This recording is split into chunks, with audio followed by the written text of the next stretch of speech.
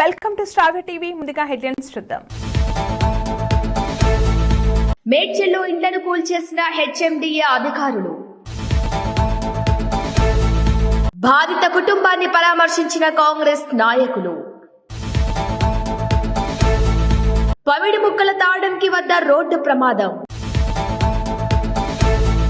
తెలంగాణలో 3 ఎమ్మెల్సీ స్థానాలకు BJP party గెలుస్తుంది.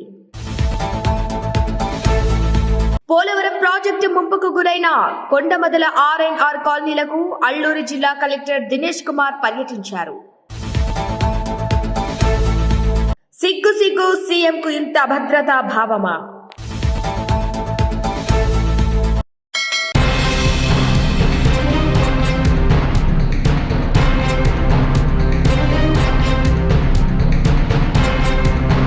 సిపిఐ మావోయిస్టు గోపాడ్ RPC militia commander Madakam Rama మంగళవారం ఆ ఎటపాక పోలీస్ స్టేషన్ 5లో రంపచోడవరం ఓఎస్టీ జగదీష్ అడహళ్లి ఎదుట లొంగిపోయారని మీడియా సమావేశంలో వివరాలు వెల్లడించారు. మడకం రామ్ గోంపాడ్ గ్రామం మైత పంచాయతీ సూక్మా జిల్లా ఛత్తీస్గఢ్ రాష్ట్రం. 2014 సంవత్సరంలోనే 14 సంవత్సరాల వయసులో సిపిఎం కమాండర్ దిర్గో భీమా మిలిషియా సభ్యుల ప్రేరణతో బాలల సంఘంలో జాయిన్ అయ్యారు. ఇక 2018లో సులంపల్లి LOS3 సభ్యుడిగా నియమింపబడ్డాడు. ఆ సమయంలో బీజీఎల్ ఆయుధంతో పాటు 12 సెల్లులు కేటాయించారు. 2019 సంవత్సరం 2021లో బెజ్జీ పోలీస్ స్టేషన్ ఎదుట పోలీసుల హతమార్చాలన్న ఉద్దేశంతో జరిపిన దాడిలో 2 పోలీసులు మరణించారు. ఈ ఘటనలో పాల్గొన్నాడు. అయితే అదే సంవత్సరం ఎర్రబోరు అటవీ ప్రాంతంలో 7 లారీలను దగ్ధం చేసిన ఘటనలో ఇతను పాల్గొన్నాడు. 2023లో వెలిపోచ గ్రామ శివాలో 2 టాటా మ్యాగజైన్ల దగ్ధం చేసిన ఘటనలో అదే సంవత్సరం పోలీసులను హతమార్చాలన్న ఉద్దేశంతో మిలిషియా సభ్యులతో ఐఈడీలు అమర్చిన ఘటనలో పాల్గొన్నాడు. 2024లో కుంట పోలీస్ స్టేషన్ పరిధిలో ఎన్నికల పోలింగ్ బూత్ మీద కాల్పులు జరిపిన ఘటనలో పాల్గొన్నారు. ఇక మావోయిస్టు సిద్ధాంతాలకు విసిగిపోయి మావోయిస్టులో ఆదరణ తగ్గి మావోయిస్టు పార్టీ వీడి సాధారణ జీవితం గడపాలని నిర్ణయించుకున్నారు. మావోయిస్టు పార్టీ వీడిన వారికి ప్రభుత్వం సహాయ సహకారాలు అందిస్తుందని అన్నారు. 2014లో బాల సంఘంకి ఇన్ఫ్లుయెన్స్ అయిపోయి దానికి జాయిన్ అయిపోయారు. అది అయిపోయిన తర్వాత 2018లో ఇతను ఒక 15 మెంబర్స్ నిమిలీ రిక్రూటెడ్ ఏదైతే మావోయిస్ట్ పార్టీ క్యాడర్ ఉంటారో వాళ్ళతో పాటు ఒక 20 days ట్రైనింగ్ కూడా ఇతనికి తీసుకున్నారు. నుల్లకో తొంగు విలేజ్ ఫారెస్ట్ ఏరియాలో ఈ కొంట పోలీస్ స్టేషన్ లిమిట్స్లో వచ్చేస్తుంది. సో 2018లోనే ఇతను వీడు పార్టీ మెంబర్గా జాయిన్ అయిపోయారు. ఇతనికి బీజీఎల్ వెపన్ కూడా అండ్ ఒక 12 సెల్స్ కూడా ఇచ్చారు. ఇతను వెట్టి భీమా ఇతను కింద పనిచేశారు. ఇది అయిపోయిన తర్వాత 2021లో ఇతను ఫాదర్కి ఇల్ హెల్త్ ఉందని ఇతను మళ్ళీ వెనక వచ్చేశాడు. బట్ అప్పుడు కూడా 2023లో వీడు ఈ మావోయిస్ట్ ఏదైతే ఉన్నారో వాళ్ళు ఇతనికి ప్రెషరైజ్ చేసేసి మళ్ళీ యాజ్ అ మిలిషియాగా ఇతన్ని మళ్ళీ తీసుకున్నారు. బట్ ఇప్పుడు ఏమైందంటే మళ్ళీ ఇతనికి ఆ మావోయిస్ట్ ఐడియాలజీ నచ్చకపోవడంతో ఇతను మన దగ్గర వచ్చి సరెండర్ అయిపోయారు. ఇతను కొన్ని ఇన్సిడెంట్స్లో కూడా ఆఫెన్సెస్లో కూడా పార్టిసిపేట్ చేశారు. ఫిబ్రవరి 2019లో ఈ పూవర్తిలో ఒకటి UF జరిగింది. దాంట్లో మన 4 సెక్యూరిటీ పర్సనల్స్ మార్టైర్ అయిపోయారు. దాంట్లో కూడా ఇతను ఇన్వాల్వ్ ఉంది. అదేవిధంగా మార్చ్ 2021లో కూడా మనకి బెజ్జీ పోలీస్ స్టేషన్ లిమిట్లో ఛత్తీస్గఢ్ స్టేట్లో అటాక్ జరిగింది. అక్కడ కూడా ఒక 2 పోలీస్ పర్సనల్ మార్టైర్ అయ్యారు. అక్కడ కూడా ఇతను ఇన్వాల్వ్ ఉంది. అదేవిధంగా ఇతను ఒక 7 లారీస్ ఎర్రబోరు ఫారెస్ట్ ఏరియా లిమిట్స్లో బర్న్ చేయడంలో ఇతను ఇన్వాల్వ్మెంట్ ఉంది. అదేవిధంగా టాటా ఏసెస్ 2023లో టాటా ఏస్ మ్యాజిక్ వెహికల్స్ ఏదైతే ఉన్నాయో అది కూడా పోలీస్ నుంచి కూడా మనం ఆత్మీయ సమ్మేళన జాగృతి స్ఫూర్తి ప్రేరణ ఈ టీచర్స్ కోసం ట్రైనింగ్ ప్రోగ్రాము పోలీస్ కానిస్టేబుల్ కోసం ట్రైనింగ్ ప్రోగ్రాము అండ్ వేరే వివిధ రకంగా కంపెనీస్ వస్తాయి. ఆ కంపెనీస్లో ఈ ట్రైబల్ యూత్స్ని మనము రిక్రూట్మెంట్ చేయడం జరుగుతుంది. కాబట్టి ఈ అన్ని మన గవర్నమెంట్ తరఫున నుంచి, మన డిస్ట్రిక్ట్ పోలీస్ తరఫున నుంచి ఏదైతే వివిధ స్కీమ్స్ ఉన్నాయి ఆ స్కీమ్స్కి అట్రాక్ట్ అయిపోయి ఇతను మన దగ్గర వచ్చి సరెండర్ అయిపోయి ఈ మన main stream life as a developed society కింద రావడానికి ఇతను వచ్చాడు.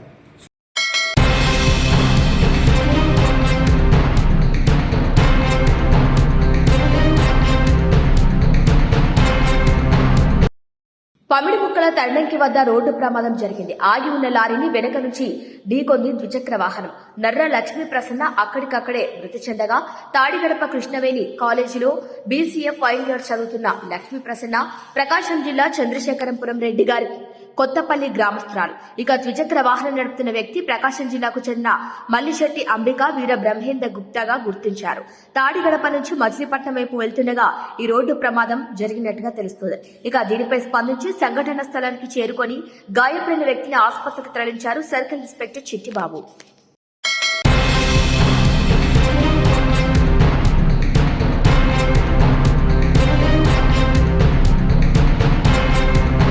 మునిపల్లి మండలంలోని అంతారం గ్రామంలో మహమ్మద్ ఇస్మాయిల్ తండ్రి అలీసాబ్, కొల్లూరి వీరారెడ్డి తండ్రి నాగిరెడ్డి ఇద్దరి ఇండ్లు పక్కపక్కనే ఉంటాయి. కొల్లూరి వీరారెడ్డి ఇంటి ముందు తేదీ 11/2/2025 ఉదయం 7:30 సమయంలో మహమ్మద్ ఇస్మాయిల్ అతను కొల్లూరి వీరారెడ్డి ఇంటి ముందు ఉన్న ఖాళీ స్థలంలో మూత్రం పోయగా, దాంతో కొల్లూరి వీరారెడ్డి అతనికి వరుసకు చిన్ననాన్న అయిన రెడ్డి ఇద్దరు కలిసి ఇస్మాయిల్ తో ఎందుకిక్కడ వద్దని చెప్పినా కూడా తరచూ మూత్రం పోస్తున్నారని గొడవ పెట్టుకున్నారు.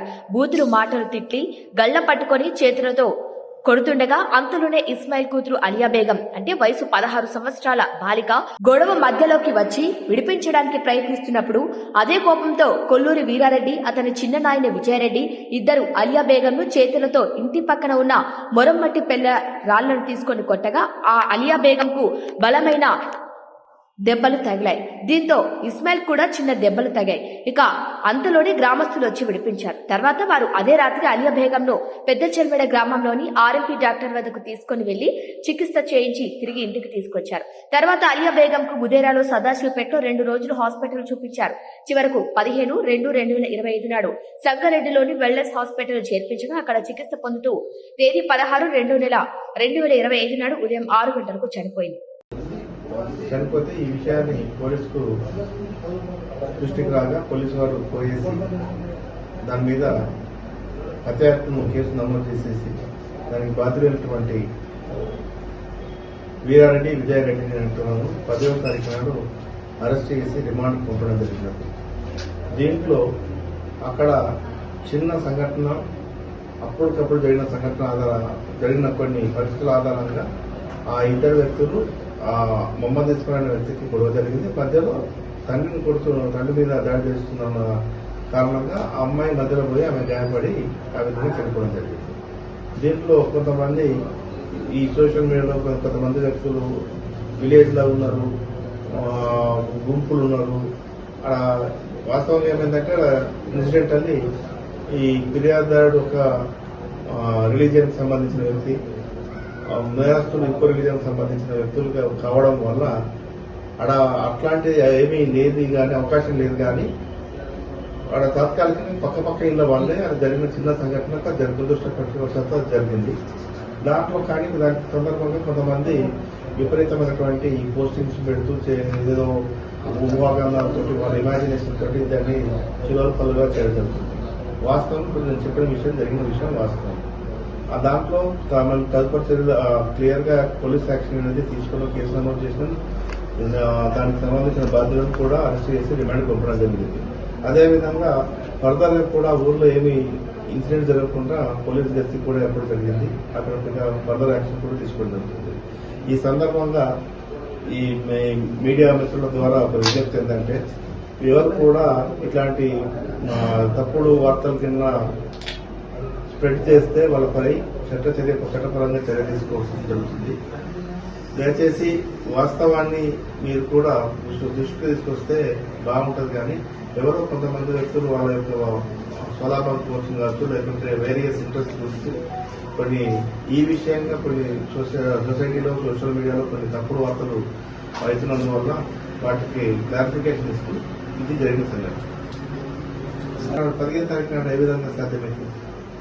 హాస్పిటల్ అడ్మిషన్ కాల్ మీద అయింది. కొంత పోస్ట్ మార్టం చేస్తే దానికి ఎందువల్ల జరిగిందని మనకు పోస్ట్ మార్టం రిపోర్ట్ రావాలి. కాకపోతే ఆ జరిగిన గాయాలకు తన కాన్సిక్వెన్స్ ద్వారానే అప్పటి నుంచి అమ్మాయి కొంత ఇబ్బంది పడితే మొదలు ఈ బుధేరాలో తర్వాత సదాశివపేట తర్వాత సంగారెడ్డి తీసుకుంటారు. అంటే కాలు కలిగిన గాయం వల్ల చెప్పింది నేను అందుకే అంటున్నాను పోస్ట్ మార్టం రిపోర్ట్ కోసం నా వెయిటింగ్. పోస్ట్ మార్టం రిపోర్ట్ అయితే నాకు క్లియర్ గా ఒక్కసారి ఇప్పుడు ఏ గాయం అయినా కానీ మనకు జరిగేది కాలుకే అవుతుంది. కొన్నిసార్లు సెప్టిక్ అయితే కూడా అది ఒక్కోసారి మనకు జరిగే అవకాశం ఉంటుంది. కాకపోతే మనం సరైన కారణం అంటే ఆఫ్టర్ పోస్ట్ మార్టం మాత్రం చూసుకుంటాం. బలమైన గాయం వల్ల వన్ సైడ్ మొత్తం పెరాలసిస్ వచ్చినట్టు అమ్మాయి అది కూడా నైట్ లో ఆఫ్టర్ నేను అదే చెప్తున్నాను. దాని గురించి క్లియర్ గా మనం తెలియాలంటే పోస్ట్ మార్టం కోసం పోస్ట్ మార్టం రిపోర్ట్ వచ్చినాక డీటెయిల్స్ అవి కూడా మీకు తెలుపుతాను. పోలీసులు ఇచ్చిన అంటే పోలీసులు ఇచ్చిన సమాచారం మేరకు పత్రిక విలేకరులు వార్త రాశారు సార్. అందులో ఎవరైనా తప్పు రాశారు? మీరు కాదు, సోషల్ మీడియాలో కొంతమంది స్ప్రెడ్ చేస్తుండ్రు. మీరు మీ ద్వారా అందుకే చెప్తున్నాను, మీ ద్వారా రిక్వెస్ట్ ఏంటంటే వాస్తవం ఇది మీరు ప్రజల దృష్టికి తీసుకుపోండి అంటే మీ ద్వారా నేను రిక్వెస్ట్ చేసేది. నేను మిమ్మల్ని పత్రికా విలేకరులు అంటలేను. ఇప్పుడు సోషల్ మీడియా ఏముంది, నా ముక్కులకి నా ఫేస్బుక్ నా అకౌంట్కి నేను ఏదైనా పెట్టుకోవచ్చు. నేను దానికి విలేకరే కావాల్సిన అవసరం లేదు. ప్రతి వ్యక్తి చేసుకునే అవకాశం ఉంది. కాకపోతే ఏంటంటే కొంతమంది వ్యక్తులు ఆ విధంగా చేస్తున్నారు, సరికాదు. అది అట్లా తప్పుడు వార్తలు చేసేస్తే ఏమైందంటే దానివల్ల కొన్ని ఏమైనా ఇష్యూస్ జరిగే అవకాశం ఉంది. దానివల్ల వాళ్ళు కూడా దానికి బాధ్యులు అవుతారు. అట్లాంటివి చేయకూడదని చెప్పేసి మీ ద్వారా విజ్ఞప్తి చేస్తున్నాం. వీళ్ళకు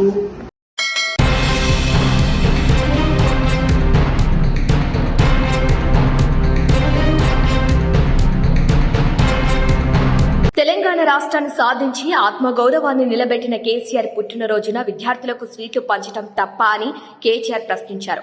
పుట్టినరోజు వేడుకలు చేస్తే సరూర్ నగర్ స్కూల్ హెచ్ఎంను సస్పెండ్ చేస్తారా అని ఫైర్ అయ్యారు. వార్డు మెంబర్ కానీ రేవంత్ సోదరుడు తిరుపతి రెడ్డికి కలెక్టర్ సలాం కొట్టడం, పోలీసులు ఎస్కాట్ ఇవ్వొచ్చా అని నిలదీశారు. సిగ్గు సిగ్గు సీఎంకు ఇంత అభద్రతా భావమా అని దుయ్యబడ్డారు.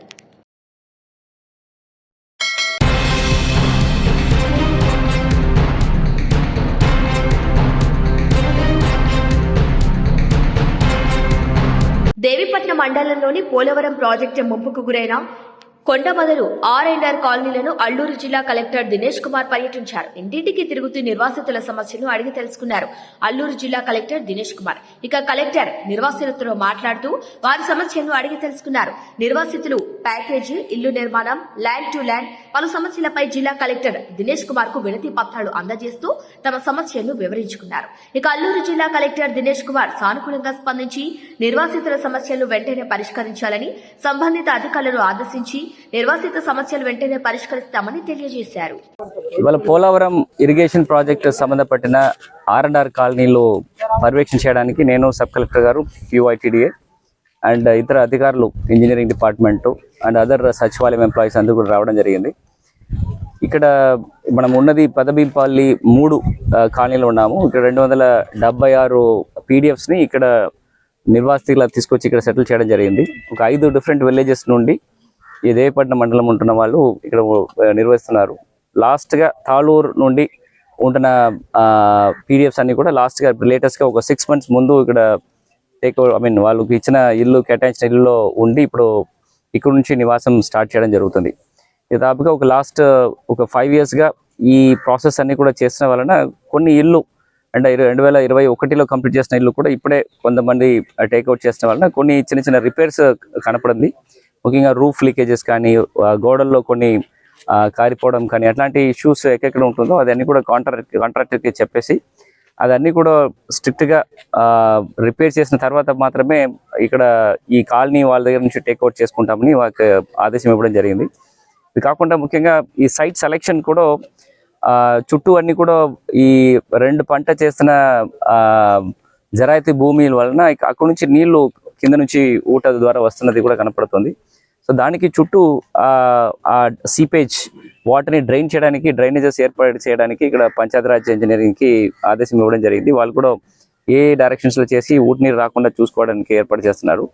దానికోసము అక్కడక్కడ సైట్ లెవెల్ చేసేసి ఊటి నీరు బయటకు రాకుండా అబ్జర్వ్ చేయడానికి కూడా కార్యక్రమాలు ఏర్పాటు చేశాం. సో ఇక్కడ ఉన్న నిర్వాసితులకు కూడా వాళ్ళతో ఇంటరాక్ట్ చేస్తున్నప్పుడు కొన్ని మంది ఒక్కొక్క 7-9 మందికి ఇక్కడ R&R ప్యాకేజ్లో ఇంకా కన్ఫర్మ్ అవ్వలేదు అని కూడా కొంతమంది రావడం జరిగింది. అది R&R ఆఫీసర్స్, ప్రాజెక్ట్ అడ్మినిస్ట్రేటర్ వాళ్ళందరూ కూడా వెరిఫై చేసేసి కొన్ని మందికి అర్హదారిని కూడా వాళ్ళు నిర్ధారించారు. దాని తర్వాత వాళ్ళకున్న ప్రాసెస్ కూడా గవర్నమెంట్కి పంపించడం జరుగుతుంది. కొన్ని మందికి ఫ్యాక్చువల్ రిపోర్ట్ ప్రకారం వాళ్ళు అనర్హుదులు అని ప్రకటన చేసిన వాళ్ళకి we will give some orders. దాన్ని బట్టి వాళ్ళు అప్పీల్ చేసుకోవచ్చు పైన. వాళ్ళందరికీ కూడా ఈ గ్రీవెన్స్ సిస్టమ్స్ అన్ని కూడా పూర్తిగా ఒక సిస్టమేటిక్గా చేయడానికి కోసం ఆన్లైన్లో దీని గురించి ఒక పోర్టల్ ఏర్పాటు చేయడం జరిగింది. దాని ప్రకారం కూడా వాళ్ళు ఫిర్యాదుల్లో ఏ స్టేటస్లో ఉంటుంది, వాళ్ళు ప్యాకేజెస్లో వస్తుందా రాదా, దాని గురించిన విషయాలు వాళ్ళు చూసుకోవచ్చు.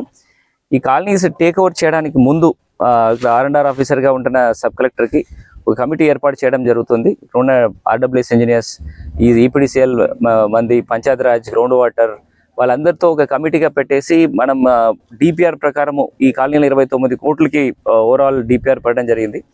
ఆల్ 230 కోట్లు కదా, 276 కోట్లు. సో 276 క్రోర్స్ కాదు, 276 క్రోర్స్కి 29 కోట్లే. 29 కోట్లు DPRలు కూడా వాళ్ళు DPR ప్రకారం చేశారా, క్వాలిటీ ఎట్లా ఉంటుంది అని ఒకసారి ఆడిట్ చేసిన తర్వాత ఓ రిపోర్ట్ తీసుకొని మాత్రమే ఇది హ్యాండ్ అవుట్ చేయించడం జరుగుతుంది. దాని తర్వాతనే కాంట్రాక్టర్కి లయబిలిటీ వదలడం జరుగుతుంది.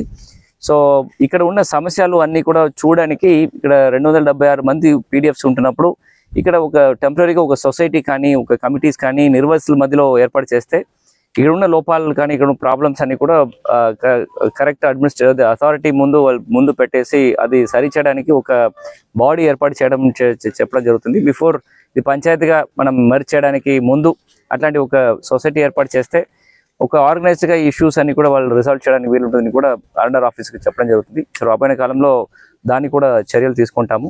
ఇది కాకుండా ఇక్కడ నుంచి ఏమేమి విషయాలు మనం నేర్చుకున్నాము, ఈ కాలనీస్ కడుతున్నప్పుడు ఎట్లాంటి లొకేషన్స్ ఏర్పాటు చేయాలి, ఏ అసెట్స్ మనం ముందు చేయాలి తర్వాత చేయాలి, దాని గురించిన లెసన్స్ కూడా రాబోయే కాలంలో మనం చేసిన R&R కాలనీకి ఒక ఇన్స్ట్రక్షన్స్గా తీసుకొని చేయడానికి కూడా ఏర్పాటు చేస్తున్నాము. ఖచ్చితంగా ఈ R&R కాలనీస్లో సంబంధపడిన సమస్యల వరకు ప్రధానంగా మనం ప్రయారిటీ ఇచ్చేసి అది కూడా సరిచేయడానికి అన్ని చర్యలు తీసుకుంటామని దీని ద్వారా చెప్తున్నా. ఇది ఆల్రెడీ పూర్తి అయింది. ఈ రిపేర్స్ ఇంకొక నెల క్రితంలో కంప్లీట్ చేసేసి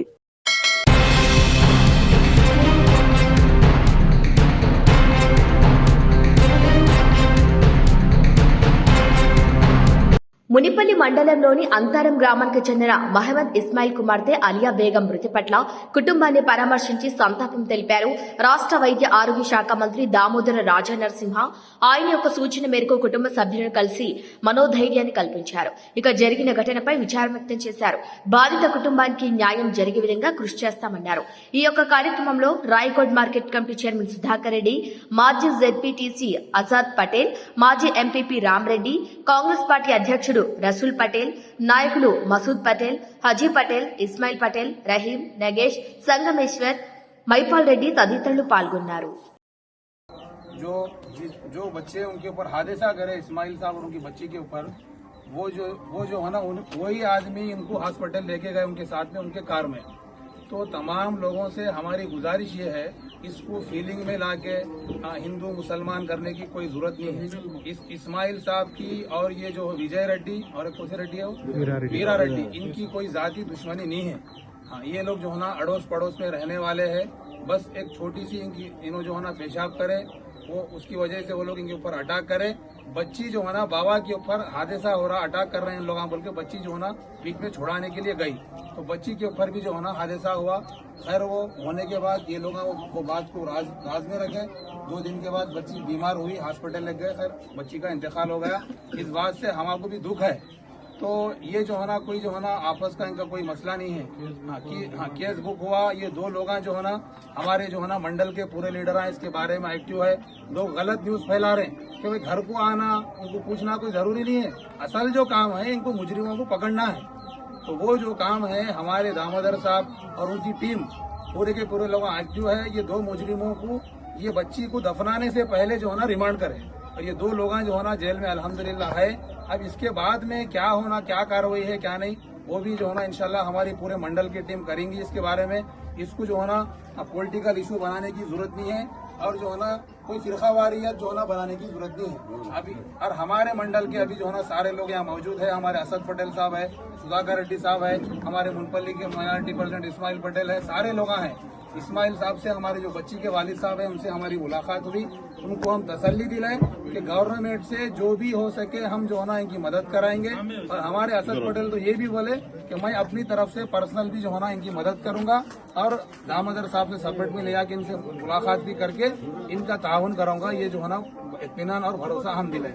तो अल्लाह के वास्ते तमाम लोग यहाँ पे जो भी आ रहे हैं, MIM वाले भी आ रहे हैं, MBT वाले भी आ रहे हैं, दूसरे लोग HYC भी आ रहे हैं, आके इसको जो है ना क्रिमिनल इशू बना रहे हैं, यानी ऐसा कर दिए कि रेड्डीज लोग ऐसा मार दिए कर दिए, ये बिल्कुल गलत है मेरे भाई।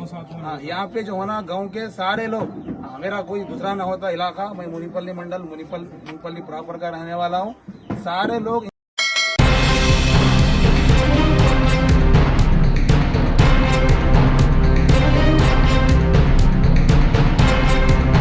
ఆరునేళ్ల సుదీర్ఘ విరామం తర్వాత బీఆర్ఎస్ అధ్యక్షుడు మాజీ సీఎం కేసీఆర్ పార్టీ కేంద్ర కార్యాలయం తెలంగాణ భవన్ కు రానున్నారు. తెలంగాణ భవన్ లో బుధవారం మధ్యాహ్నం 2 గంటలకు జరిగే పార్టీ విస్తృత స్థాయి సమావేశంలో ముఖ్య అతిథిగా పాల్గొంటారు. ఈ సమావేశానికి హాజరు కావాలంటూ పార్టీ ఎంపీలు, ఎమ్మెల్యేలు, ఎమ్మెల్సీలతో పాటు మాజీ మంత్రులు, మాజీ ఎమ్మెల్యేలు, మాజీ ఎమ్మెల్సీలు, కార్పొరేషన్లు, మాజీ చైర్మన్లు, డీసీసీబీ, డీసీఎంఎస్ చైర్మన్లు, జెడ్పీ మాజీ చైర్మన్లు కలుపుకొని సుమారు 400 మందికి ఆహ్వానం పంపారు.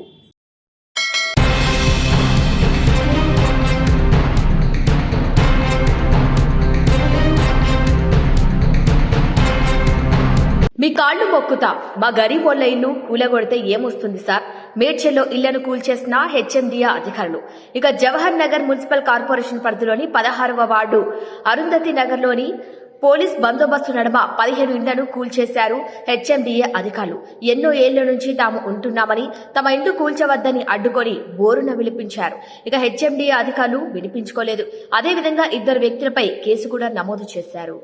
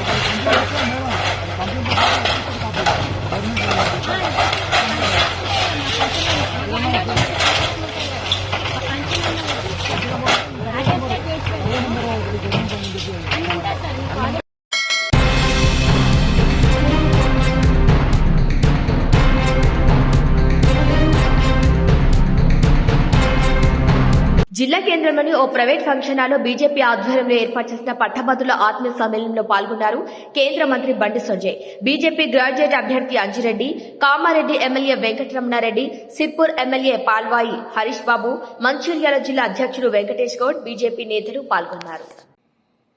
మీ అందరూ తెలుసు 27వ తారీఖున ఎన్నికలు రాబోతున్నాయి. ఇవాళ గ్రాడ్యుయేట్స్ అందరూ కూడా, పట్టభద్రులు అందరూ కూడా, మేధావి వర్గం అంతా కూడా ఎదురు చూస్తున్నది.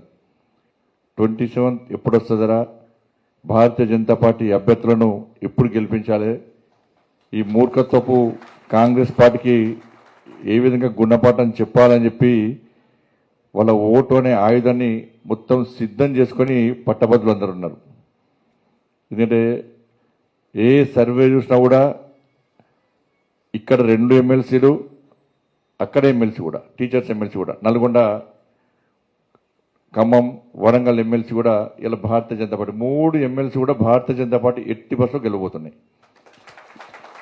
సర్వేలు ఏ సర్వే చూసినా కూడా 80% పబ్లిక్ అందరూ కూడా, ఓటర్స్ అందరూ కూడా మేము బీజేపీకి ఇస్తామని చెప్పి పక్కా 100% బల్ల గుద్దినట్టు చెప్తా ఉన్నారు. డైరెక్ట్ చెప్తా ఉన్నారు, ఎలాంటి మొహమాటం లేకుండా చెప్తా ఉన్నారు. దీనికి కారణం ఏంటంటే నరేంద్ర మోడీ గారి ప్రభుత్వం మీద విశ్వాసం, నరేంద్ర మోడీ గారి నాయకత్వం మీద ఒక భరోసా. ఈ తెలంగాణ రాష్ట్రంలో భారతీయ జనతా పార్టీ పోరాడిన తీరు, ప్రశ్నించిన తీరు, యుద్ధం చేసినటువంటి తీరు, దాంతోపాటు అధికారంలో ఉన్న కాంగ్రెస్ పార్టీ ఏ విధంగా ప్రజా వ్యతిరేక విధానాలు పాల్పడుతూ ఈ తెలంగాణ రాష్ట్ర సమాజాన్ని ఏ విధంగా రాసి రంపాన పెడుతుందో దాన్ని చూసిన తర్వాత దీనికి పరిష్కారం ఒకటే, కాంగ్రెస్ పార్టీ గుణపాఠం చెప్పాలంటే ఇలా భారతీయ జనతా పార్టీని ఎట్టి బస్సులో ఈ ఎమ్మెల్సీ ఎన్నికలు గెలిపిస్తే తప్ప కాంగ్రెస్ పార్టీకి బుద్ధి రాదు, సిగ్గు రాదని చెప్పి ప్రజలు ఆలోచిస్తున్నారు. కాబట్టి ఈ మూడు ఎమ్మెల్సీ ఎన్నికల్లో భారతీయ జనతా పార్టీ అభ్యర్థులు గెలవబోతున్నారు. అక్కడ సర్వోత్తమ్ రెడ్డి గారు కూడా టీచర్స్ ఎమ్మెల్సీలో గెలవబోతున్నారు. ఇవాళ కేంద్రం ఇచ్చిన మాట ప్రకారం మాట ఇవ్వకుండా కూడా మొన్న చూసిన బడ్జెట్లో, కేంద్ర బడ్జెట్లో ఈ దేశంలోని ఉద్యోగస్తులందరూ కానీ ఇవాళ 12,75,000 ట్యాక్స్ ఎగ్జంప్షన్ ఇచ్చి ఏ విధంగా ఆదుకునే ప్రయత్నం చేస్తుందో మనం ఆలోచించాలి. దాన్ని చూసి ఇలా ఉద్యోగ ఉపాధ్యాయ వర్గాలు, మేధావి వర్గం అంతా కూడా, గ్రాడ్యుయేట్స్ అందరూ కూడా వాళ్ళు ఆలోచించాల్సిన అవసరం ఉంది. ఇలా మీ అందరికీ ఒక భరోసా కల్పించడానికి, మీ ఇబ్బందులు తొలగించడానికి కేంద్ర ప్రభుత్వం ఏ విధంగా ముందుకు వచ్చిందో ఎక్కడ కూడా వెనుకరు వేయకుండా ముందుకు పెట్టే ప్రయత్నం ఇలా భారతీయ జనతా పార్టీ ప్రభుత్వం చేస్తూ ఉన్నది. ఇలా అన్ని రకాల ఈ తెలంగాణ రాష్ట్ర అభివృద్ధికి ఈ 10 సంవత్సరాల కాల వ్యవధిలో 10 లక్షల కోట్ల రూపాయల నిధులను, అభివృద్ధి నిధులు ఇచ్చిన ఘనత నరేంద్ర మోడీ గారి ప్రభుత్వం అన్న విషయాన్ని గుర్తుంచుకోండి. గ్రామాల అభివృద్ధి కానీ, మున్సిపాలిటీ అభివృద్ధి కానీ ఇలా మీరు చూడండి. రాష్ట్ర ప్రభుత్వానికి గతంలో సవాల్ చేసినాను, మళ్ళా సవాల్ చేస్తున్నా. అభివృద్ధి మీద కేంద్రం ఏమిచ్చింది, గతంలో బీఆర్ఎస్ పార్టీ ప్రభుత్వం ఏమిచ్చింది, ఇప్పుడు కాంగ్రెస్ పార్టీ ప్రభుత్వం ఈ సంవత్సరం 14 నెలల కాలంలో ఏమిచ్చింది, కేంద్ర ప్రభుత్వం ఏమిచ్చింది, ఎవరి వల్ల అభివృద్ధి జరుగుతుందని చెప్పి చర్చించడానికి ఇలా భారతీయ జనతా పార్టీ సిద్ధంగా ఉంది. ఇలా కాంగ్రెస్ పార్టీ వాళ్ళు సిద్ధమా, ఈ సవాల్కు స్వీకరిస్తారా, స్వీకరించరా, ఇదే రెఫరెండంగా మీరు సవాలు స్వీకరించి ఎన్నికల్లో పోటీ చేస్తారని చెప్పి మేము సవాలు ఇస్తే అన్ని మూసుకొని పారిపోయారు కాంగ్రెస్ పార్టీ వాళ్ళు. పాపం కాంగ్రెస్ పార్టీ అభ్యర్థికి నా గరకా నా ఘాటుకైందన్న పరిస్థితి. తప్పిపోయి పోటీ చేసిన కాంగ్రెస్ పార్టీ కన్ను కప్పుకోవడానికి భయపడుతున్నాయని, బాధపడుతున్నాయని. ఎందుకంటే పాపం ఆయన అనుకున్నాడు, స్కూల్ నడిపినట్టే ఎలక్షన్లో పోటీ చేసి అనుకున్నాడు. ఆయనకి ఇప్పుడు ఏజెంట్లు లేరు, ప్రచారం చేద్దాంటే నాయకులు లేరు. ఒక ఎమ్మెల్యే ఇండిపెండెంట్ పట్టుకున్నాడు, ఇంకో ఎమ్మెల్యే ఇంకో ఇండిపెండెంట్ పట్టుకున్నాడు, ఇంకో ఎమ్మెల్యే అలిగి కూర్చున్నాడు. ఏడ కాంగ్రెస్ పార్టీ కార్యకర్తలు ఎక్కడ కూడా కాంగ్రెస్ పార్టీ అభ్యర్థిని గెలిపించాలని చెప్పి ఆలోచన లేదు. ఇలా లాస్ట్కు వాళ్ళ స్టాఫ్ను పట్టుకొని తిరుగుతుంది పాపం ఆయన. వాళ్ళ స్టాఫ్ ఏమంటున్నారు, ఇంతకుముందు ఒక కాలేజీ అయినా పోటీ చేసిండు, పోటీ చేసి ఎమ్మెల్యే అయ్యాడు. ఎమ్మెల్యే అయినాక కాలేజీలో సిబ్బంది మొత్తం ఉద్యోగాలను కూడా వెక్కిండు, కాలేజీ అవుట్ అయిపోయింది. ఇప్పుడు ఈ కాలేజీ యజమాని పోటీ చేస్తున్నట్టు ఈయన సిబ్బంది కూడా భయపడుతుంటారు, మా వాడిని గెలిపిస్తే మరి మా ఉద్యోగాలు ఉంటాయో పిక్తాయో, కాలేజీ ఉంటుందో పిక్తుందో, మళ్ళీ ఈ కాలేజీ ఎవరికైనా లీజుకి ఇస్తే మా ఉద్యోగాలు పోతే, ఇంతకుముందు కాలేజీలు ఉద్యోగాలు పోయినాయి, మా ఉద్యోగాలు పోతే కావచ్చు, మా వాడు గెలవకుండా ఏమని వాళ్ళు అంటున్నారు. ఇక కాంగ్రెస్ పార్టీలో గెలవద్దని కోరుకుంటారు. ఈ కాంగ్రెస్ పార్టీ అభ్యర్థి ఎట్లా గెలుస్తాడు ఆయన? ఆయన కాంగ్రెస్ పార్టీ నాయకులు పరిచయం లేదు, కాంగ్రెస్ పార్టీ కార్యకర్తలు పరిచయం లేదు, కాంగ్రెస్ పార్టీ విధి విధానాలు పరిచయం లేదు. మరి కాంగ్రెస్ పార్టీ ఏం చేసిందో చెప్దామంటే నాకు తెలియదు. ఇటువంటి పరిస్థితుల్లో ఇలా మేధావి వర్గం అంతా కూడా ఆలోచించి ఇలా వేయాల్సింది మనకేస్తారన్న. కొట్లాడింది మనమైనా వీడా, కొట్లాడింది మనం వీడా. ఇలా ఏ వర్గం కోసం కూడా కొట్లాడకపోయినా కూర్చోలే. 5 సంవత్సరాలు ఇలా రగనేపిండి అలా మంచిర్యాలలో. కానీ మంచిర్యాల కొంతమంది దాదాగిరి చేస్తూ కొంచెం చేరిబిడ్డ, ఇంకా కొన్ని ఇంకా 4 నెలలు 3 నెలలు చేస్తారవచ్చు. మీ ప్రభుత్వం 6 నెలల కంటే ఎక్కువ ఉండే పరిస్థితి లేదు. ఎందుకు లేదంటే నా ముఖ్యమంత్రి గారు ఐఏఎస్ల మీద వ్యాఖ్యలు చేసిన తర్వాత కాంగ్రెస్ పార్టీలో అంతర్యుద్ధం మొదలైంది. అరే ముఖ్యమంత్రి గారు తప్పు ఏమైనా ఐఏఎస్ ఆఫీసర్ చెప్తే ఇలా పరిస్థితి ఏంది తెలంగాణ రాష్ట్రంలో అంటే అవినీతికి రాష్ట్ర ప్రభుత్వమే ఇలా ప్రోత్సహిస్తుంది అవినీతిని. అందుకే ఎమ్మెల్యేలు, మంత్రులు చాలా మంది భయపడుతున్నారు. మాకు ఒక్క పైసా వస్తలేదా, ఎవరు చంపుకున్నా పైన 5 ఉన్నారు, పైన కాంగ్రెస్ పార్టీలో పైన టాప్ 5. ఇక వాళ్ళ దోపిడికి దోసుకోవడానికి హద్దు అదుపు లేకుండా పోతుంది వాళ్ళందరూ కూడా. వాళ్ళ బిల్స్ అన్ని పేమెంట్స్ అయిపోయినాయి అన్న, వాళ్ళ కాంట్రాక్ట్స్ బిల్స్ అన్ని వితౌట్ కమిషన్ పేమెంట్స్ అయిపోయినాయి. ఇక చిన్న చిన్న కాంట్రాక్టర్లకు 15% కమిషన్ ఇస్తే అవి కూడా పేమెంట్స్ అయిపోతున్నాయి సగం. కానీ ఇలా ఉద్యోగుల డిఏలు ఏమంటే మాత్రం పైసలు ఇవ్వమంటున్నారు. ఉద్యోగ ఉపాధ్యాయుల పిఆర్సీ గురించి మాట్లాడదామంటే పైసలు ఇవ్వమంటున్నారు. 2 లక్షల ఉద్యోగాలు భర్తీ చేస్తున్నారు, ఉద్యోగాలు భర్తీ చేయమంటే పైసలు ఇవ్వమంటున్నారు. అరే రిటైర్మెంట్ అనేటికి ఆ పెన్షన్ వాళ్ళ పైసలు బెనిఫిట్స్ ఇవ్వమంటే కూడా పైసలు ఇవ్వమంటున్నారు. ఇలా వేల మంది రిటైర్మెంట్ అయ్యి ఇలా బెనిఫిట్స్ రాకుండా చెప్పులు అరిగే విధంగా తిరుగుతున్నారు. రిటైర్మెంట్ అనక 1 లక్షలో 2 లక్షలో 10 లక్షలో 20 లక్షలు 30 లక్షలు వస్తే పిల్లల పెళ్లి చేద్దాం, పిల్లలను చదివిద్దాం, వాళ్ళని అన్ని ఏదో వ్యాపారం పెట్టిద్దామని చెప్పి ఈ పదవి విరమణ పొందిన తర్వాత బెనిఫిట్స్ వస్తాయని చెప్పి పదవి విరమణ పొందినటువంటి ఉద్యోగులు ఉపాధ్యాయులు ఆలోచిస్తే వాళ్ళ జీపీఎఫ్ 30 సంవత్సరాలు ఉద్యోగం చేసి వాళ్ళు కష్టపడి దాచుకున్న జీపీఎఫ్ పైసలు ఇస్తారంటే లాస్ట్కు వాళ్ళ పైసలు కూడా వాళ్ళకి ఇవ్వలేని పరిస్థితి తెలంగాణ రాష్ట్రంలో ఉంది. కానీ కంట్రాక్ట్ లో 15% కమిషన్స్ మాత్రం పిలుస్తారు. ఇది ఈ తెలంగాణ రాష్ట్రంలో పరిస్థితి. ఇక ఎట్లుంటుందని ప్రభుత్వం ఇక ఈ అన్నిటికీ పరిష్కారం ఏంటంటే ఎమ్మెల్సీ ఎన్నికల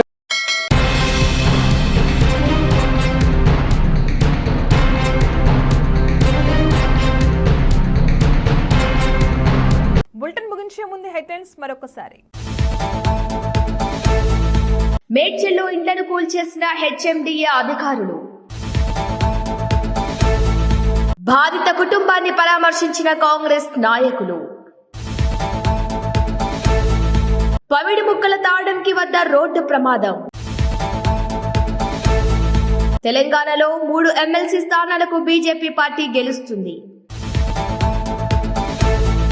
పోలవరం ప్రాజెక్టు ముంపుకు గురైన కొండమదల ఆర్ఎన్ఆర్ కాలనీలకు అల్లూరి జిల్లా కలెక్టర్ దినేష్ కుమార్ పర్యటించారు. సిగ్గు సిగ్గు సీఎంకు ఇంత అభద్రతా భావమా? Bulletin updates keep watching Star TV.